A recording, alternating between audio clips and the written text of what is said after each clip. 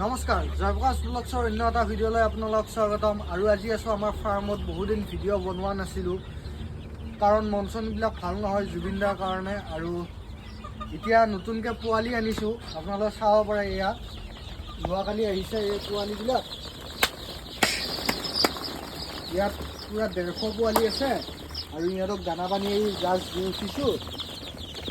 আৰু এতিয়া লাইট জ্বলাই থৈ দিছোঁ, তিনিটাকৈ লাইট জ্বলাই থৈ দিছোঁ কাৰণ অলপ ঠাণ্ডা পৰিছে। ৰাতিপুৱাৰ টাইমত পোৱালিটো বেছি হয়তো, গতিকে ইহঁতক লাইট জ্বলাই কেনে অলপ ভিতৰত ৰাখিছোঁ। এতিয়া অলপ পিছত লাইট অফ কৰি দিম, যেতিয়া ৰ'দটো ওলাব তেতিয়া লাইট অফ কৰি দিম। কিন্তু এতিয়া ইহঁতক গৰম পানী দিছোঁ আৰু দানা দিছোঁ, দি কেনে এতিয়া ধুনীয়াকৈ ইহঁতে খেলি আছে বৰ্ডিঙৰ ভিতৰত।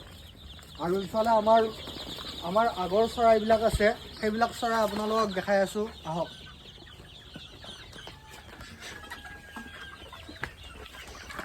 আমাৰ এইবিলাক পুৰণা চৰাইবিলাক ইহঁতৰ বেচা টাইম যোনটো হৈ গৈছে আৰু ইহঁতৰ ওজন প্ৰায় 800ৰ পৰা 900 ওজন হৈছে।